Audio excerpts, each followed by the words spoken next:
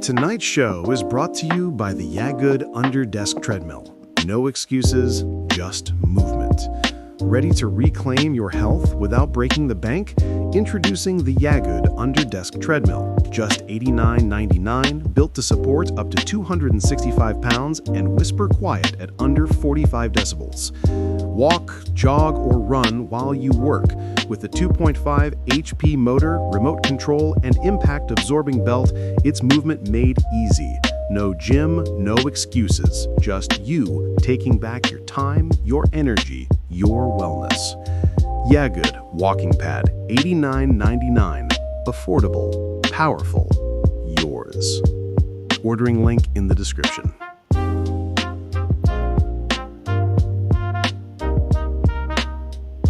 Tonight, on the world premiere Word on the Streets, we're diving into a conversation that's long overdue. Reclaiming masculinity, strength without suppression. In a culture that teaches man to stay silent, we're asking what it really means to be strong. We're talking father wounds, emotional healing, and the quiet power of vulnerability. This isn't about tearing down masculinity. It's about rebuilding it with truth, tenderness, and courage. So pull up, lean in, and let's get into it. The healing starts now.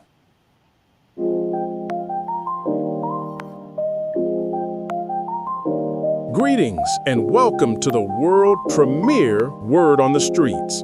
We're live every Thursday at 7:30 Central Standard Time. Don't miss out. After a week full of noise, constant confusion, and distraction, this is the show that cuts through the clutter. It's the hour of the week where real talk meets real truth. We bring conversations that challenge the status quo and stir something deeper in the soul. This isn't just commentary, it's clarity, purpose, and elevation. When you tune in, you're not just watching, you're waking up. A place where common sense still matters and lives. So, ladies and gentlemen, make no mistake, this is the world premiere Word on the Streets.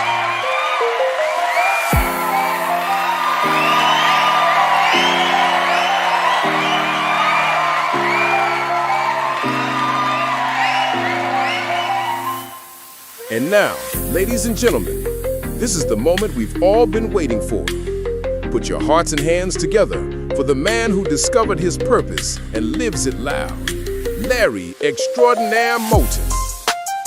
And Mr. Gotta Get Your Mind Right and Open Your Eyes to the Blind Truth, the motivator himself, the amazing Keith Fletcher.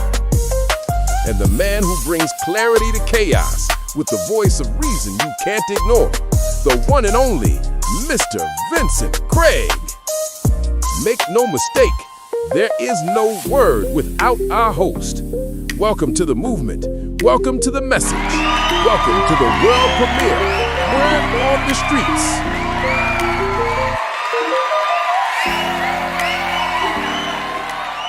Good evening, and there you have it, everybody. Good evening, everyone. Welcome back to the show. Welcome to the world premiere Word on the Streets. Good evening, everybody. We're excited and happy to be back with you, friends. We're excited to be back here in totality as a family. Starting off with us, ladies and gentlemen, we have the one and only, the amazing Keith Fletcher. You all know him. He's the man who be on Facebook Live. And also, if you don't catch him on Facebook, you can always find him on his YouTube channel called The Blind Truth. Ladies and gentlemen, Keith Fletcher.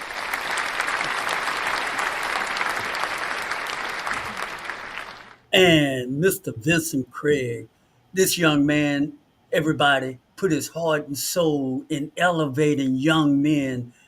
Every young man, whether they playing football or basketball, he liked to galvanize youth and like to instill that good old-fashioned teaching back to kids so that they can grow in the right, straight way, that they be able to see the unknown. The man, everybody, who bring clarity to chaos, the one and only Mr. Vincent Craig.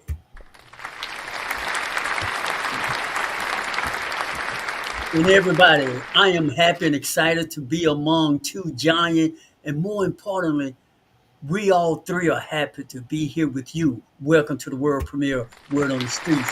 And we're about to get this show started and get it on. Tonight, everybody, we're going to be talking about reclaiming masculinity, strength in suppression. This topic, ladies and gentlemen, is for everyone, but in particular, we're going to focus on men because, we guys, we walk around with a lot on our shoulders, and perhaps you may not even recognize it, maybe not even notice it, but we're going to try to uncover this conversation and bring it to you. And we're going to do it starting right now. So thank y'all again for tuning in to the world premiere of Women Speak. The door is open. Any one of you gentlemen want to kick it off? Well, I will, man. Keith, no, yeah, Keith, you go ahead. Yeah, I tell on the masculinity part, man, me, I think I tell my kids I'm ancient. I'm very ancient because I was raised in a different time than now. When men were different type of men than they are now. You know what I'm saying? Men uh, I was right on the edge of it, I believe, because when I went in the army, I could see the changes happening then. But men was, I guess you say, was men rough and tough and wouldn't apologetic about anything. You know what I'm saying? So I, see, I consider that I guess the society consider that being a strong, hard man, hard working man, provide for his family, wouldn't make no excuses. You know what I'm saying? But also there was an angry man, very angry men, short to the point, you know what I'm saying? Hey, do what I say, not as I do, you know what I'm saying? Type of people, you know what I'm saying? Wasn't taking no, wasn't afraid of nothing. That's how I saw them. So I came up in that era, trying to be tough, trying to be feeling that's masculine. Uh, got in a lot of trouble with that, but when I came into marriage and started getting into the world, uh, some of them tools, I missed some tools with that. I didn't understand the whole picture of that. You know what I'm saying? Being tough, being masculine, not just being tough. It's knowing when not to or when to. You know what I'm saying? When to keep your mouth shut, when to move. So I had to learn a lot of things. But masculinity to me, I tell my kids all the time too. I'm big on respect with it, but still I got some things that I feel like the world they don't want that. You know what I'm saying? They want a man to be more. You know what I'm saying? Quiet. Want a man to be more understanding, but and also want them to take the brunt of everything. You know what I'm saying? So that's how I feel masculine in myself, right? For me. Fletcher, I'm gonna want to come back to you so you can kind of open that up. Just put a pin on what you said, and all right, go ahead on, Vincent. No, for me, it's like I'll do reverse engineering. I think it starts from childhood, or I come up from the days of my mom saying stop crying. I give you a reason to cry. Uh, we've been taught at a certain age to, as young men, suck it up, right? Like take it, right? And then the old example, or the old adage that I always hear is you're getting it lighter than what we got it, right? Is so the expectation is to be hard and be tough, and then when tears did come out, it's like why you crying, or whatever. So it's but I don't know if that comes from being in a single parent home, uh, with some of those moments, had a stepfather for like a couple of years and things of that nature. So I think for me, it's just like, the thing about that is it's okay for men to cry. I mean, we looked at, not trying to put Keith on the spot, like last month when we was able to open up and Keith was honorable as we was giving him his flowers, and he had a little moment, right? I've had my moment where I've cried on here. I've had some teary eyes, right? That doesn't make us less of men. That just means that we're in touch with our emotions, and we're more comfortable to let it out, as opposed to, as you say, or as the title said, suppressing our true feelings, Mhm. right? And I think in certain neighborhoods, how we came up, if you looked at as crying, you're soft, right? Until there's a fight, and then the fight proves otherwise, right? it's just from those days of just learning how to understand it's okay to have certain feelings. It's okay to uh, feel certain ways. Cry and be. It just I've had to. I changed my parenting style from rough all the time to instead of yelling at and talking at them, I'm talking to them, right? So there's just a lot of layers to this potato here that we can peel back, but I'll just stop there. Yeah, yeah, you're right. You're right. This subject does carry a lot of material, a lot of covers that need unpacked, and because uh, this is an ongoing epidemic, brothers, as you all know so well, that men, although we make up half the population, 80% of suicide are done by men. We're half the population, but yet we commit over 80% of suicide. Now, men are taking their own life, and that is a very high number. That's a very high number. And so we definitely need to unpack this topics because somebody out there listening to us right now or watching this or may watch this episode later and probably going to a job, coming home, feeling as if you're carrying the weight of the world on your shoulder. You got to pay the mortgage, you have to pay your car note, you have to be responsible, you have to do this, that, and the other.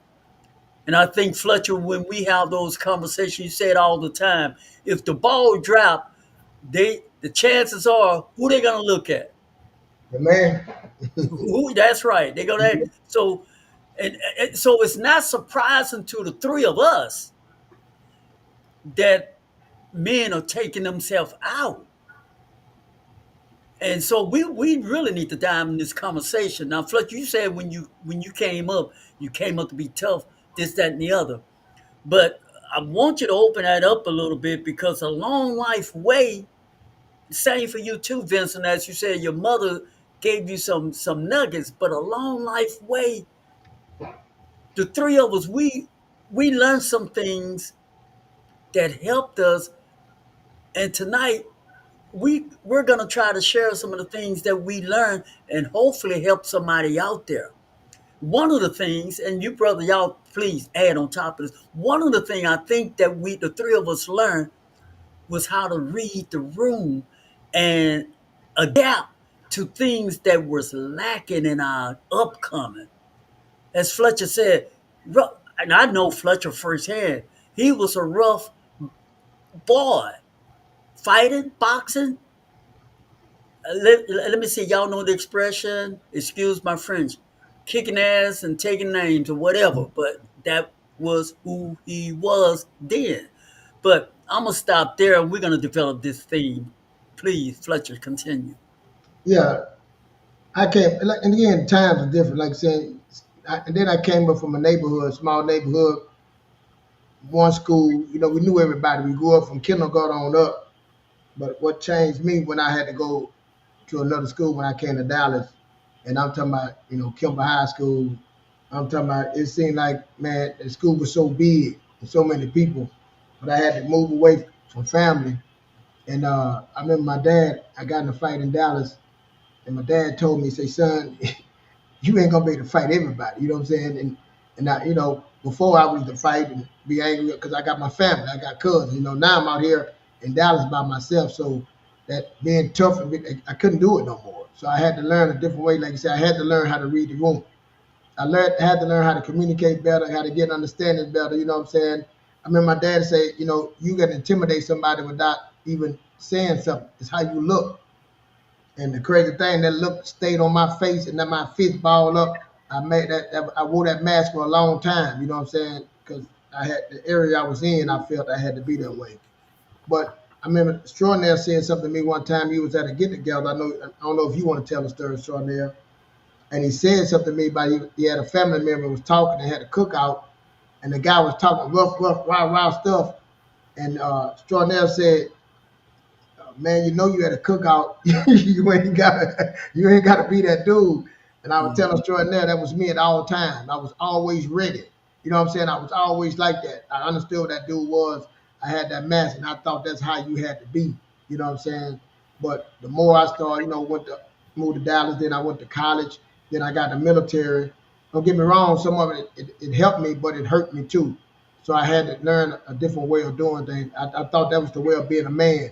No, that ain't a man. A man adapt. A man solve problems. You know what I'm saying? And to solve problems, adapt. You can't be just one sided one way. So that was what it was for me, Short. Hmm. Waiting for you, Vincent. All right. No, I didn't know if that was a question or if I'm just going back deeper into it.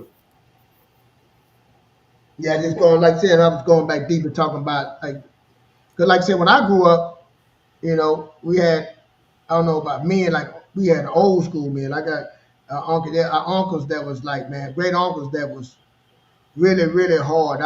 Sure, I used to tell this story. We'll go cut a yard. I'm 7, 8 years old. We had to cut the yard, rake the yard, burn the trash. You know what I'm saying? Cut the hedges, and then they would come inspect the yard. And then you sit up there. Not, I'm saying the difference between nowadays and the kids back then and now. The kids don't even do that. They just mow the yard and they want to be, oh, good job. But then they will come inspect the yard. And man, they see one grab, one leak. If Oh, you it ain't ain't- doing a damn thing. Look what this. You know what I'm saying? You were getting chewed out, man. I'm yeah. serious. Oh yeah. No, Oh yeah. you were getting chewed out. And I'm saying, like I said, You I was didn't. young. You did not get a pat on your back. You didn't get no pat on your back. Like, man, I appreciate you did it good. Wasn't nothing congratulating you. Thank you, young man. You did. No, it wasn't none of that. You know what I'm No, saying? they showed you where you missed it Where and how you you made a can mistake improve at, it. what you missed. It wasn't nothing you Right. did good, what you Right. did wrong. So you can So improve it. that's how I was raised. What we did, they were showing us what we did wrong, not what we did right. These days, kids are showing all the right things they doing instead of wrong things they doing. That's how I see the difference now. Gotcha. Young man. Yeah, for me, it was one of those stories. You already know my story. Being raised up in a single parent home, the larger majority of the time. So I was already at somewhat some may call a deficit of having a male figure on a consistent basis, right? So back then, you would get checked a lot uh, when you're already a skinny kid. People seeing you always with like your mom, already joking about you don't have a dad there and blah blah blah, and it's like people test you, right? Keith know what I'm talking about. Larry know what I'm talking about. You get tested. Either you can fight, either you play sports, or either you knew how to make people laugh. I was fortunate enough to, as you say, scoring and cracking on people's mama jokes and this and that. I was an athlete, could make people laugh, and I could fight. Like I knew every day I was going to get in a fight because someone was going to test me. Like I remember to this day, I still remember the guy's name. We got into a fight. He ended up breaking his hand on my face when he hit, and from there it was like once I saw it, I just commenced to. I didn't care what he was going through, right? So you're taught at a young age to just defend yourself. Again, coming up in a single parent home, and we're talking about masculinity and strength. Y'all ever hear the story of did you win the fight? Because if you didn't, we gonna go back there and Oh finish it. yeah. Oh yes. That was it, right? So it was like, hey, get in trouble, but don't get in trouble, but make it worth your while whenever someone picks on you. So Right. it was just it's now it's like I really don't know if our generation of kids, Keith, could make it from where we came from in the story because they're in the suburbs, right? So we always want better for our kids, but it's a certain element of that I feel like they may need to go through because you get exposed to life, right? Being exposed to all walks of life, and again, going back to to being the masculinity part, I was already in a deficit because I'm being raised by like a single mom. She's giving me what her dad modeled, right? So it's like, as Keith has said on the show before, a woman can't teach a man how to be a man in that sense, right? So again, it's a lot of weighing factors when you're trying to be masculine, reading the room, sense of awareness of people that you're around,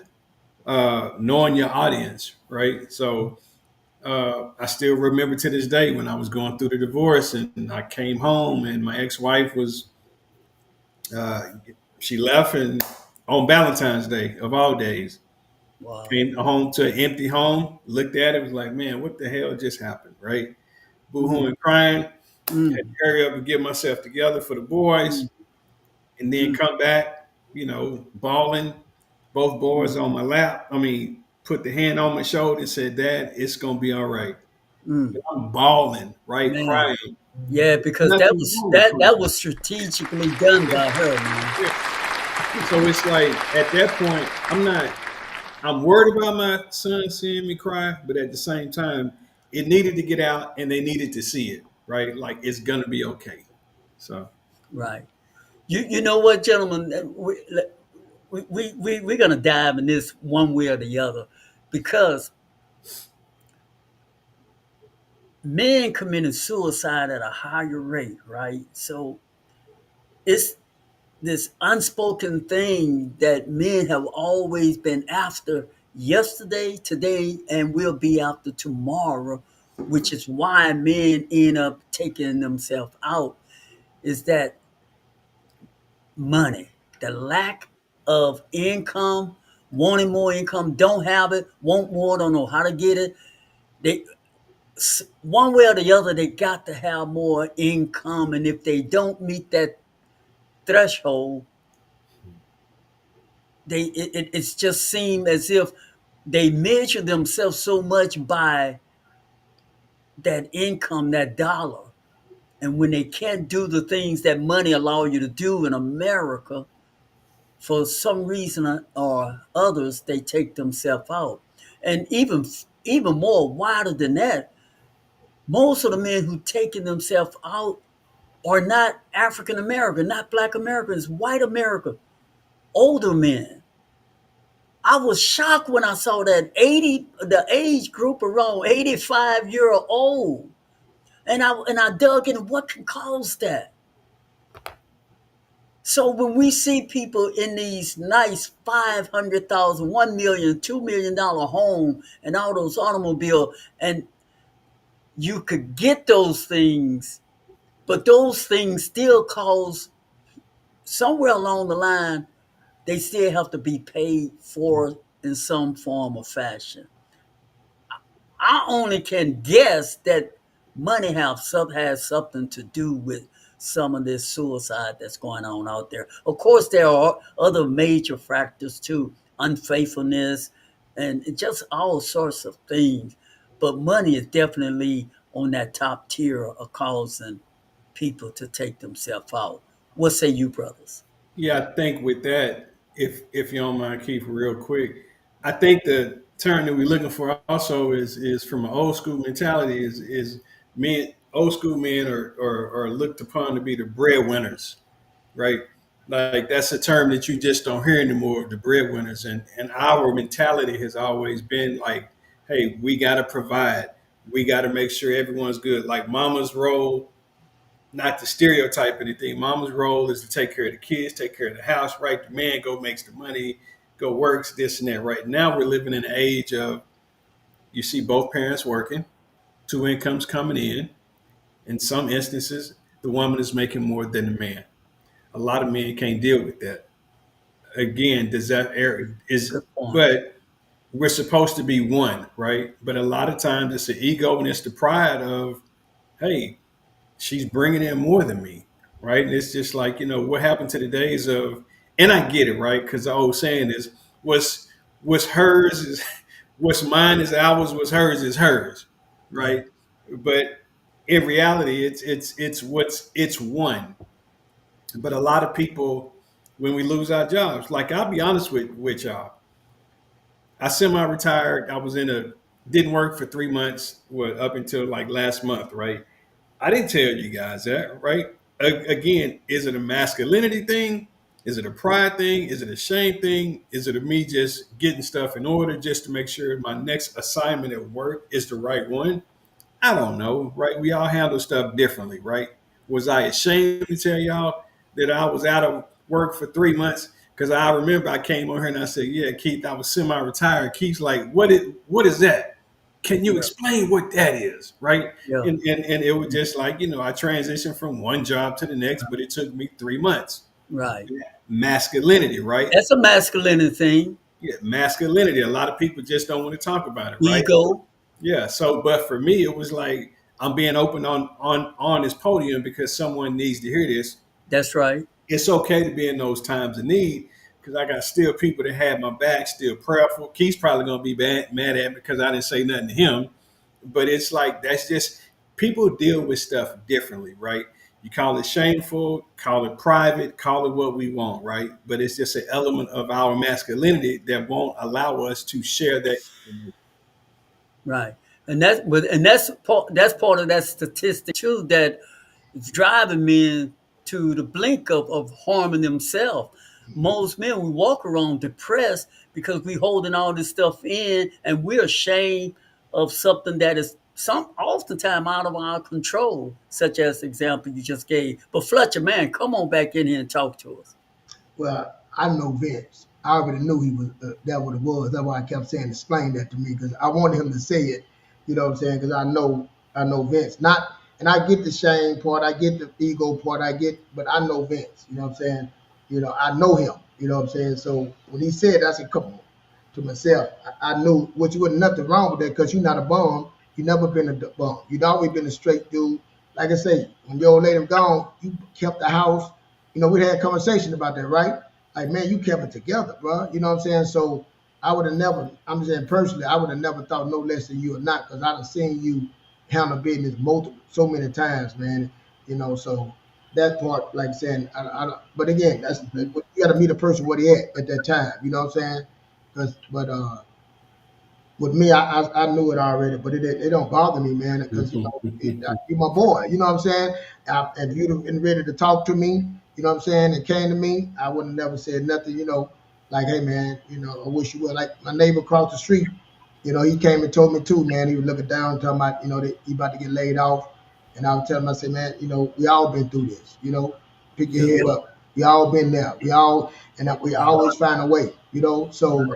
Yeah, it's a part of life. And see, that's what I think sometimes as men, Yeah. but let me say this. My mom was single. My mama told me what a man was. A man take care of his family. A man work. A man provide. So all these things I was saying, a man don't sleep in the bed. He don't lay in the bed. A man, I'm telling you, I can go through the whole drill of what a man supposed to do.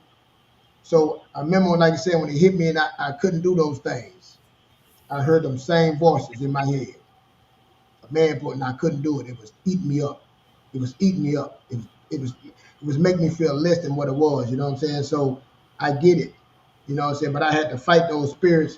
And my grandmother, and I want to say the Most High is so good. My grandmother gave me something. She said, Keita, it ain't how you start, it's how you finish. I had to fight them things in my head. I'm just gonna finish strong. I'm right here where I'm at, but I'm gonna finish strong. And I had to get up and go. I always use that. But also, again, what my mama told me what a man was, and then what society said a man was, he was a provider. He keep them safe. Basically, like I tell my son all the time, I say about putting money up. I say, let me tell you what a man does. I say, a man is like the Superman effect. I say, when things happen in your life, women they come and say, oh, this is going on with, and I say, this is why you put money back. So when she come to say this happened, you say that what you say, but dang, babe, I don't know what we're gonna do. I say, well, we'll figure. Let me figure it out. Let me get together. I get back with you on that. Yeah, because my mama need this. And see, then you go in your little stash. You come up. You say, man, I'm gonna go work a little. I'm gonna figure out how. You come back with that stash. She like, oh my God. Yeah, babe, I got that for you. I had to work hard to get there, but here a little something to take care of your mama. I say, a man always supposed to have something.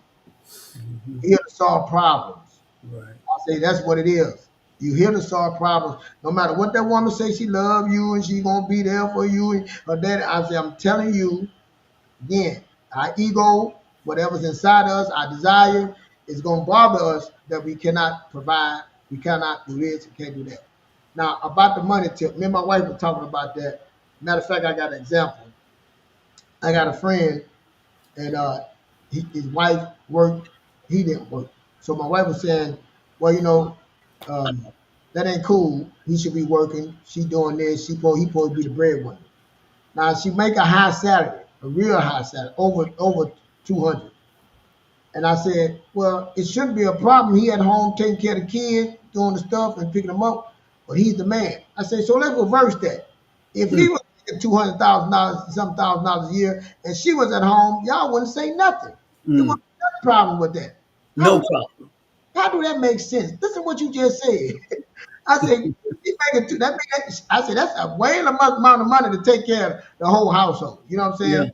But in Hmm. this time, they would say, well, what kind of man is him that he would sit there while his Yeah. wife work? What do you mean?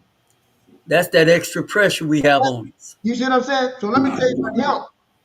In his mind, let me say why he didn't go do, why he couldn't get nothing. In his mind, he felt he had to make more than her. So he trying to find that type of amount. So he ain't taking nothing less. And He got to get more. that's gonna be tough. That's gonna be tough. You hear That what is you gonna just be said, tough. extraordinaire? That's gonna That's be gonna be very tough. tough to go in there and make that type of money Yeah. like that. You know what I'm Yeah. saying? And so Right. that's what I'm saying. You see where it works both Right. ways. Yeah. And okay, now you're going somewhere because I think this drives us to point number two in relationship, brothers. And come on, we gonna be raw and real about this. See, this where I think a lot of this suicide come from too. The the old saying, "Sticks and stones can break my bones, but words can never hurt me." That's a lie, friends. Yes, Yeah, now. it is. Yeah, That is a yeah, lie right yeah. there. I want to put a pin in that. That That's a is a lie. lie. So often in a relationship, and the thing I don't know, and I don't want to come across as sounding sexist or what have you, but I, from my experience, women are just sharper with words that they could pierce you at the most inconvenient time. It seems to me, in my life experience. And those words, as we have expounded on, when you're a real old school man like I am, you believe in a man, I mean, being a man, not male chauvinist. I'm talking about being a man, man of the house, man of responsibility, Yeah. man of character. You take on in that. You take Take on in ownership in that position, exactly. But in some of these relationships, in a toxic environment relationship, oftentimes women can strategically use words that they know where you're vulnerable at to hurt you and to do things, calculated things, and because they know you're vulnerable in that area. Why? Because you have shared that at a time when things were good. Now things aren't good anymore. How do you, like the old folks say, when mad they come, they will bring out that ammunition just to make sure they stick a knife in the center of your heart. And that they not, I don't mean physically in the center of your heart, but mentally and emotionally, because their goal, seemingly from life experience, is to really hurt you just that bad. And so you walk around bruised up eternally, but yet you still have to go and operate. You still have to go to that job. You still have to do all the things you did before with the same fade mask on, but you know that knife is stuck in your heart. And Yeah, that's real talk. A lot of men, and I know women are dealing with that too, but right now we're talking about masculinity. We'll yeah, do a show for you ladies coming soon, but right now we're talking about masculinity, all right? yeah. I was gonna say, Selena dropped a comment, and she was like, "Yeah, that's men also do the same thing." But in her defense, in that, since we are talking about the men portion of it, this is where, like, women say, I really want someone that's going to open up and talk to me, and I really want someone that's going to do this. And it's like, how many times has it been used against us? Because either you're dealing with a female that isn't able to control her emotions, and this is why a lot of men are vulnerable, because when you're vulnerable, you're either looked upon as not as masculine, right? Or it's like, oh, why you acting like a little woman, or why you He, acting like this? And I'm that. like, That's it weak. right there. like, Yeah. like, He's weak. like, hey, Weak. you can't have it both ways. Like you can't have me wanting to express and be open to you, but then you're gonna judge me and call me weak on the other side. Like this ain't Burger King, right? You can only get it one way. Can't have it both. Right. But Yeah, Listen, yeah, I respect what Selena said. yes, Men do the same, women do the same. Both yeah. both do the same. Go ahead on, Fletcher. but like I say, both men and women do it, but it depends on you come out from a toxic relationship before a toxic home. So, you've seen that. And I think like sometimes women do it. I'm gonna take it from women. They do it unknowing.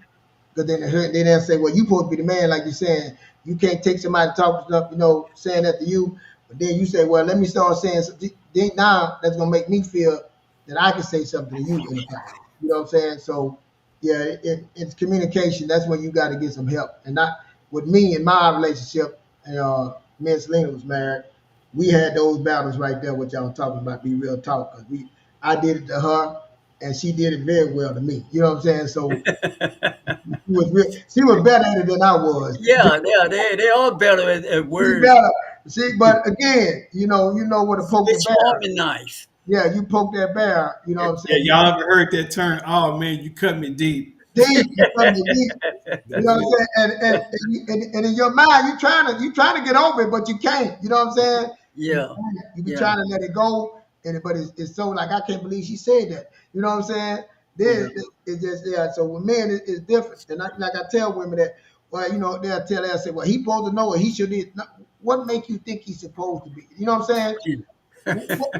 Why do you think he's supposed to be hard like that? I'm saying, where he supposed to get that from? You know what I'm saying? He just automatically knew that, supposed to have that. You know what I'm saying? Somebody taught him that.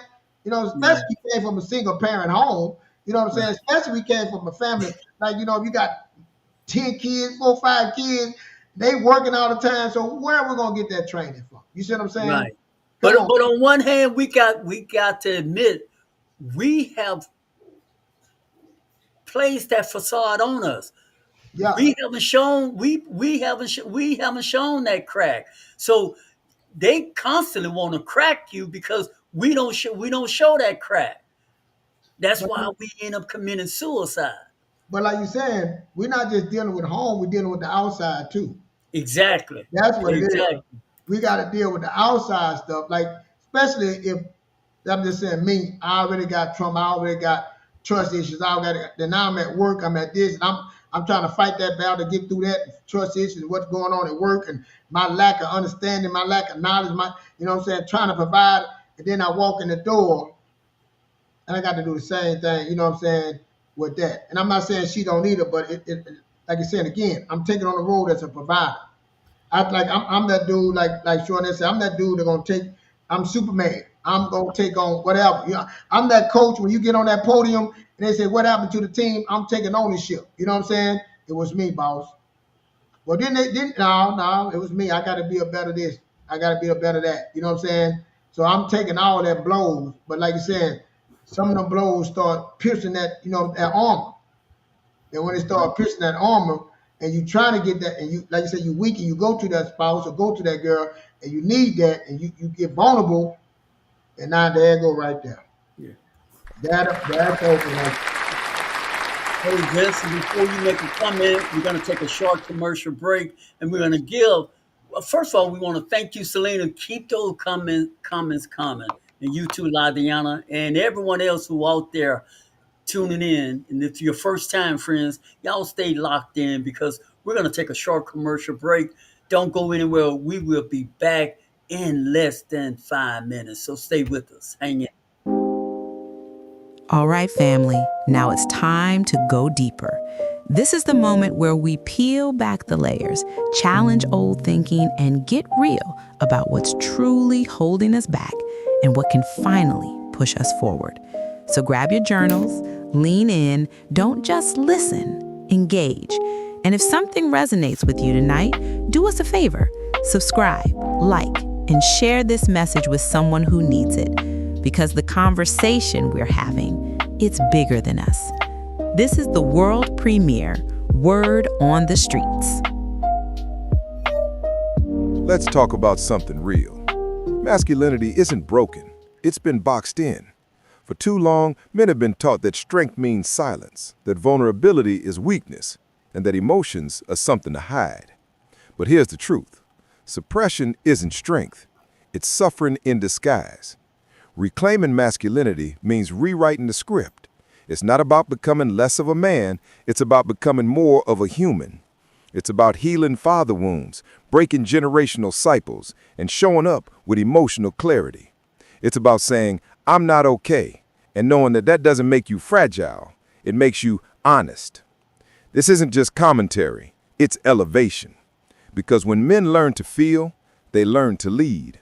When they stop performing and start healing, families shift, communities soften, and the world begins to change. Strength without suppression is the new standard. And if you're listening right now, this is your invitation to step into it. So whether you're a father, a brother, a son, or a friend, your emotional presence is a gift. And your healing is not just for you. It's for everyone who's ever needed a man to show up with truth, tenderness, and power. This is the movement. This is the message. This is the world premiere Word on the Streets.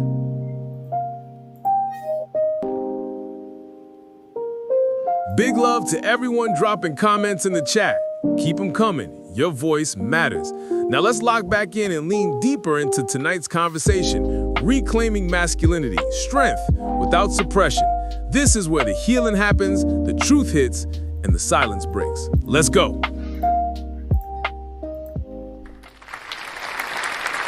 Reclaiming masculinity. We was really going deep. Vincent, you was getting ready to say something. Let's continue, brother.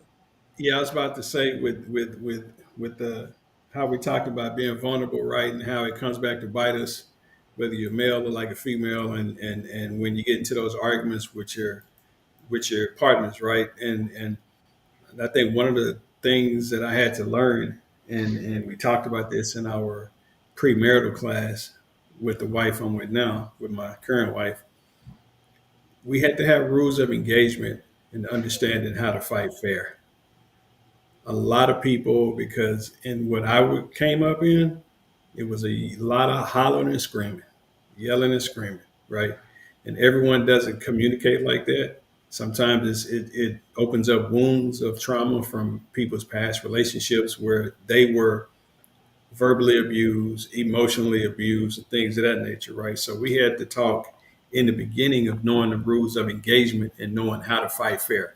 Because let's be real, we've all said stuff in the past before we got mature enough to understand how to bridle our tongues of just scorching the earth, right? Going at you, I'm gonna get you before you get me, type of a deal, right? So it's like once you learn the rules of engagement, it really takes a strong man to be able to control himself. That's where the strength is at, because anyone could lose their cool and make a bad decision in 1 second. It's 1 second can ruin your whole life.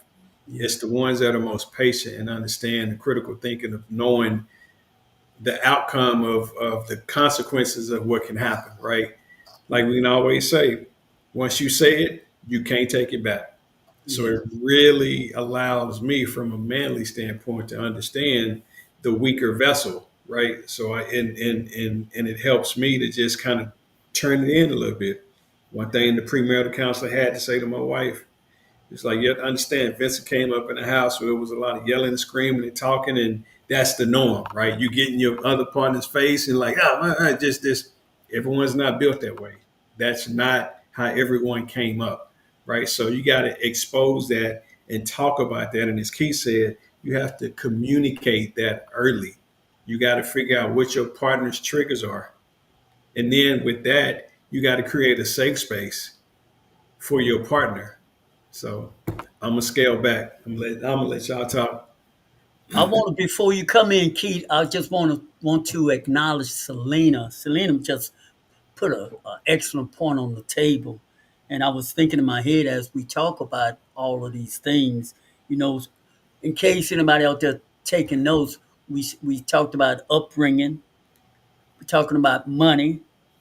We talked about words, and Vincent just laid on the table trigger, and I guess that could go with words. trigger words. But Selena added this thing, and she said, "My problem is that I keep my guards up at all time. I have a big trust, friends, trust issue. That's a big one. That's huge." But go ahead on, Fletcher. I want to thank you, Selena, for those words. Thank you for adding. But we all family on here get naked on here. Me and Selena, yeah, It's Selena. yeah. Thank you, Selena. Me and Selena was married, and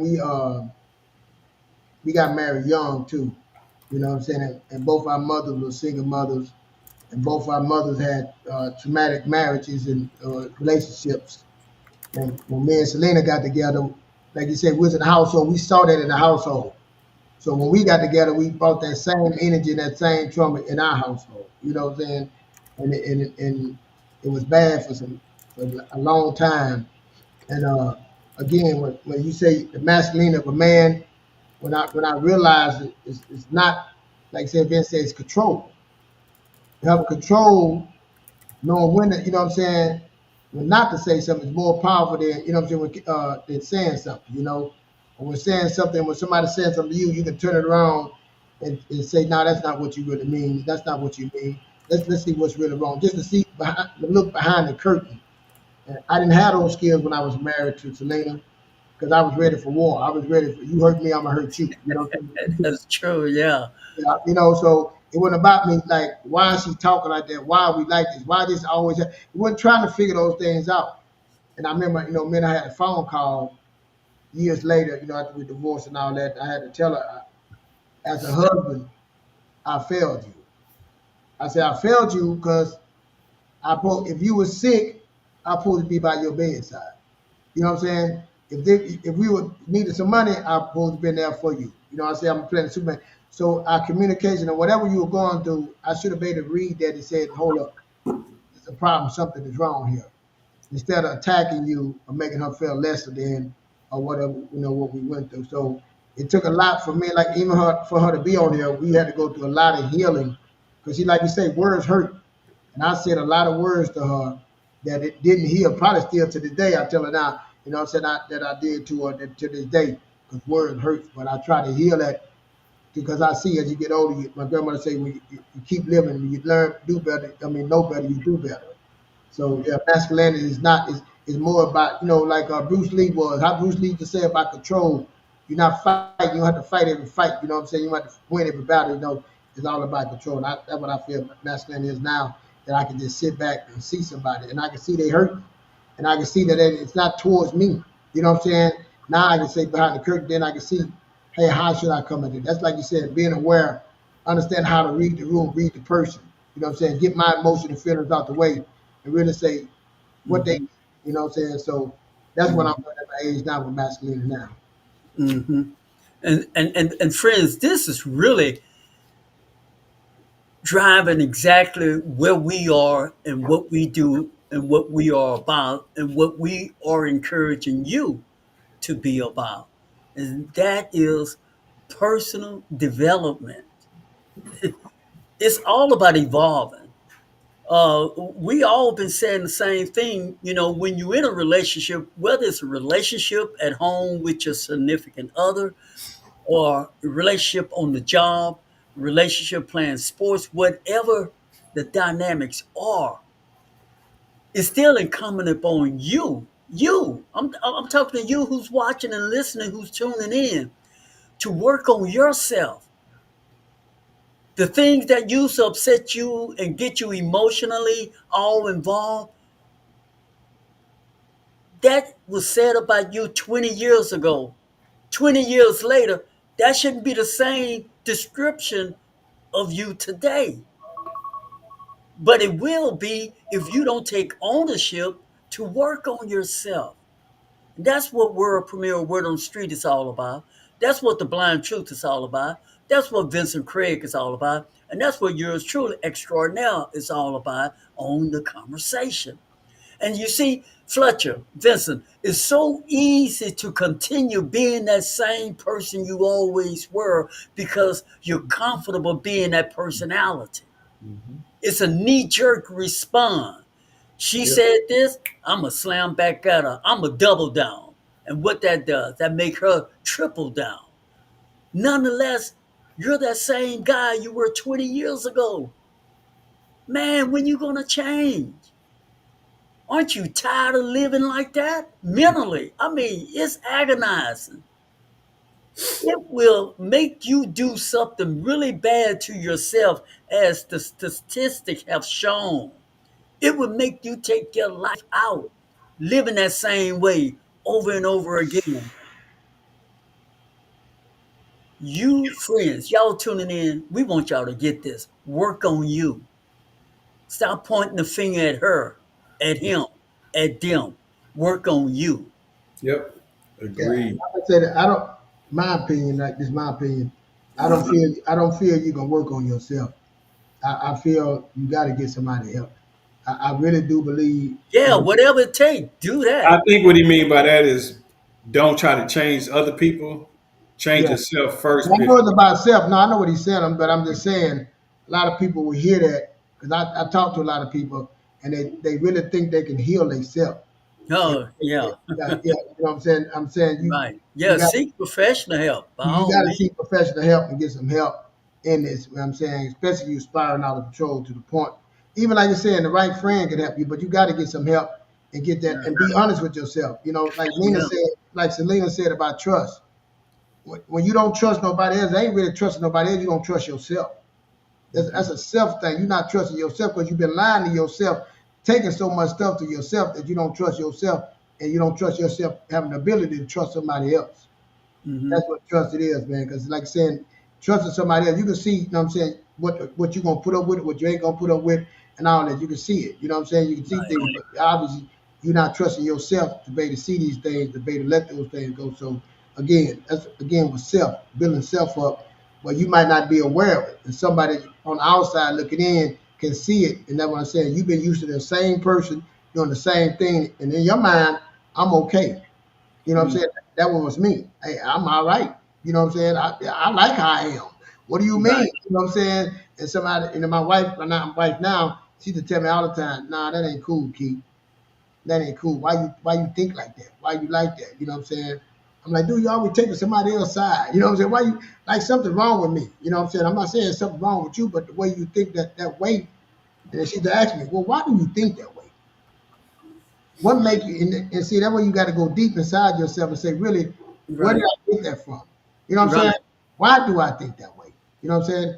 Is that okay to think like that? Is it okay to say those things and think it's okay like that? You know what I'm saying? Yeah, and that's when it start getting you. So Right. And, seeking and, and that's right. Now, by no means am I saying that this work is easy. It's not easy no, work. it ain't easy work. But when you, I'm gonna say this word, when you have to seek something, seeking you to find. To seek something, you seek to get better. You got to question everything. So you got to question yourself. Hmm. You know what I'm saying? So seeking is questioning. That's the part right there. Start questioning. Now, I mean, you got that ring a bell, not changing. That's the hard part. Like I said, no, none of this is easy at all. Go on, Vincent. Now the dog's barking, so I got to hold up for a little bit. I got some company here, so they're barking. So I'll be just like, stop barking, brother. Okay. Sorry. We're talking about reclaiming masculinity, friends, strength without suppression. And we've been really chopping it up. Got received some good comments from Selena talking about that trust factor. We're talking about money. We're talking about your upbringing. We're talking about things that trigger your other significant other, words that can trigger people, words that trigger you, things that kick you out of your out of who you are, or who the personality you don't want to bring out that certain personality of yourself, but yet you find yourself triggered by something that someone said or something someone did to you. So we're talking about all those things. Why? Because it's a necessary conversation, because 80% of men are committing suicide in America today, and that's a high number when we only make up 50%. And yet we're committing suicide at a higher rate. And as we said, you got to work on yourself. And I appreciate that antidote. Something you really working on yourself It may require you getting help that you need professional help or a trusting someone you can help, a good friend, a good spouse, something. But if you want to break that cycle, get out of that hellhole, get out of that depression, get out of your own way. I was about to Community, say that. you're gonna have to do something. Go ahead on. I'll piggyback on what Keith said because I used to be the advocate of saying, I can't fix me because I'm what got me here, right? Yep. So I'm what got me in this position. The one thing I can do is acknowledge what I've done, confess what I've done, expose it, get it out there, and do something about it. But I got to be humble enough to accept other people's help, and I Yep. can't. And it can't just be anybody. It has to be a Right. selective individual that has You gone right. through something that I'm trying to get through. Because I don't want to be the blind leading the blind, You right? right. Because I can do bad all by myself, right? We Mhm. already heard that, right? So it's like got to get the necessary people around us, but we got to get that masculinity of pride out, that ego out, and allow ourselves to be vulnerable with others in order for us to. I think a lot of the reasons why the masculinity part is we're afraid what people are going to do. As a man in my old days, I was afraid to expose and tell people because I was afraid of how they were going to feel about me. I was thinking that they were going to look at me a certain way. And I told somebody at some point in my life, I came up to be like, you know what? Once I get the information out, if you use it against me, that's on you. That's not on me. I did my part. I was vulnerable. I don't want to be shamed with it, but I can't control what people do with the information I tell them about afterwards. If they use it to hurt me, that's on them. But I did my part. That's Let, growth. let me tell you. You right. You can't tell anybody. I had moved to Seattle. I think me and Selena broke up. I moved to Seattle, and I'm sick. We breaking up. I'm in Seattle with my family, my cousin. And again, like you say, when you're going through it, you're going through it. You don't want to go out, but you out trying to get over it. But I'm still talking about my relationship, what happened. And we at the bar, we at the pool table, and I'm talking about it. I'm feeling, and man, my cousin hollered out, man, nobody want to hear that no more. Man, stop talking about that stuff. Man, get over that stuff. Man.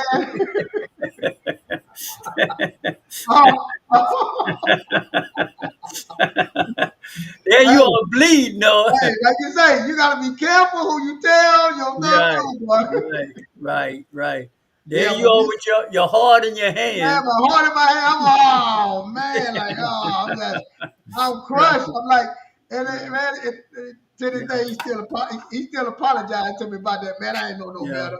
But yeah, yeah, like you say, you got to be very careful at the moment, the right moment in time, because like you say, you got to know who you talk to, yeah, and he being aware of where you at too. So yeah, yeah. and you Yeah, can't you're get absolutely the right. person. If you pick the wrong person, they get it. It's on you still. Yeah, Yeah, yeah, yeah, you're right. I had a brother that way, Fletcher, who you know very well. yeah. Stop you dead in your track with that stuff. Right then and there. Yeah, right there. So, like you said, but we should be able to be vulnerable, man. Like I tell my son that now, I be telling him stories about that. Like, man, when I was young, we couldn't do that. We couldn't have a talk with your dad or your uncles and talk about things like that. I wish I had that more.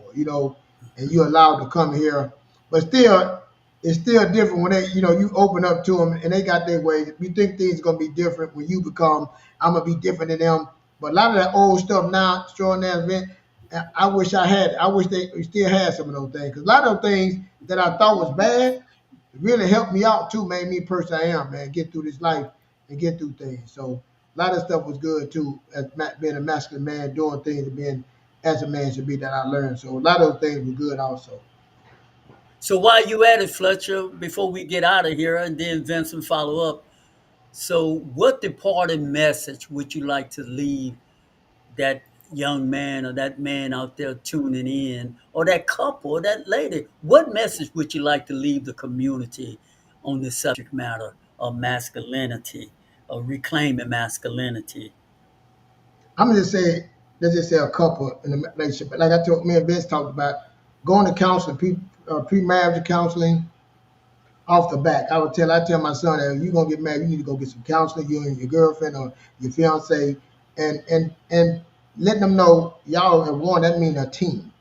Be a team. It ain't no I'm the man, I do this, and she this. No, we a team.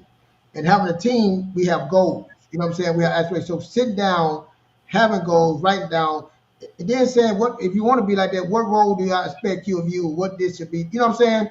Having those communication, having them sit down. Like after me and my wife counseling, we like saying something simple as like me and my wife, we not arguing in the bedroom. We're gonna get in the car. We're not arguing. We're gonna get in the car. We're gonna drive somewhere apart, and we're gonna have our communication. And in the communication, like Vince said, is being fair. When I speak, you listen. No cutting off. Understand what I'm saying? You know, I got a perfect thing extraordinaire. Once somebody say something to me, I pause for about two to 5 seconds. Then I ask them, are they done it? Then I repeat what they said to make sure, you know what I'm saying, what was Mm-hmm. spoken to me. So these tools using to be better to make you a better person. So those things right there. Learning somebody love language, reading books. These because like saying, we spend so much time trying to get talking about money, trying about these, you know, we learn going to skill to get a skill, but we need to learn the skill of relationship. We need to learn communication, networking, all those things are important. I think, Oh, that was a mistake. yeah, But what you said was magical. It wouldn't have cut you off. So go on and continue. That was good no, stuff. I'm just saying that what I feel. The communication and goes a long way because some people think I done talked to couples before and they're like, especially the woman, well, he should know this, and I'm like, why do you think he came from a single mother? His father was this. He came from, a toxic relationship. What should he know? You know what I'm saying? It might take time. You know what I'm saying? Be there, to uplift him up. You know what I'm saying? Some things you strong in that he ain't strong in. You know what I'm saying? It take time. Understand it. But if you had goals, them goals that you have written down, them things that you want, the things that y'all agree, and the principles that y'all wrote down, this was gonna guide you. And when it step outside of that, it's not you saying it, it's what y'all wrote down is saying it. You know what I'm saying? So now it's not personal like that. You told no. Remember we sit down and wrote these out. We both agreed. You signed your name. You see what I'm saying? So we ain't about man. You can't tell me as a man what to do. I'm not telling. It's what you wrote down. Now, you know what I'm saying? When you talk to the kids, hey baby, hey. Now, remember we talked about the boys. You're gonna be this. You stepping in. Well, hey, you know what I'm saying? It's got rules and regulations. Now I think we sit down. Me and Short never talk about when you play sports, you got a teammate, you play rules, you discipline, you learn these things. And when you're on the job, you learn things in your job, ways you how to act, conduct yourself. And I just saying that the marriage relationship, we need to bring those things into that time how we conduct That's right. ourselves into. Put some system in place. Put a system in place. That's it. That's right. No, Vincent. I would say for me, the advice I can give is it's okay to be vulnerable. Just know who you're vulnerable with. Uh, don't be shamed by it. And if you're with your partner, have the rules of engagement of have the open conversation of what's a trigger, what's fair, what's off the table, like what gets you upset. Like when you have that open communication, even as a man, like try not to get in our own way as far as our feelings. You know your mate, you know your significant other, right? And if they know you and if they love you for you, they got to accept you, the good, the bad, and the ugly. But it's like to keep it from getting uglier, have those conversations of what's off the table. Like I won't accept this, I won't accept that. I won't like my wife had to tell me, like, hey, they're getting up in the face stuff. Mm-mm. But again, we had the introduction of talking in the premarital course, and he was like, "Hey, you got to understand where he was raised, how he was raised, right? So get your help that you need. You can't fix you, but you can put the focus on you to where if you allow yourself to be get restored, it only allows the people around you to have a better you because sometimes a worse you is a miserable you and it's making other people miserable, right? So get the Man, help that you need because as I've told my family, sick me is not good for anybody. Unhealthy me is not good for you all because guess what? Y'all are the closest to me. Y'all are going to be the recipients of my good or my bad. And that's it for me. yeah. And Friends, I can't add. The one thing I would add, if you want to improve your situation, I suggest you share, and subscribe to the world premiere Word on the Street and play this episode again because a lot of good nuggets was displayed and aired tonight, friends. We thank you all so much for tuning in, and we can't wait to see you all next week. We will be off because we'll be celebrating. I'll be celebrating Cap Alpha Psi 50th year celebration of being in existence at the University of Louisiana. And it's been in existence there for 50 years. And so we're going to all come together, people having that started the fraternity at the University of Louisiana. And we're going to have a good time from that Thursday through Sunday. So world premiere will be off, but you can always catch us on YouTube, play this episode, and stay in touch and make sure y'all subscribe. Thank y'all so much for tuning in. And good night, everybody. Good night. Ready.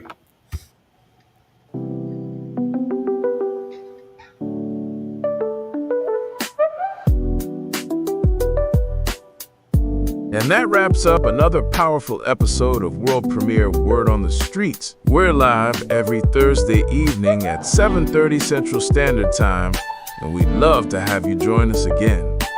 So take a moment to subscribe, tap that like button, and become part of this growing community. Until next time, guard your thoughts, speak only what you truly want to experience, and stay laser focused on what matters. Your words shape your world, and your mindset fuels your mission. We'll see you again. Same time, same place. Right here on world premiere Word on the Streets, where truth meets transformation. Stay strong, stay grounded, and as always, stay true.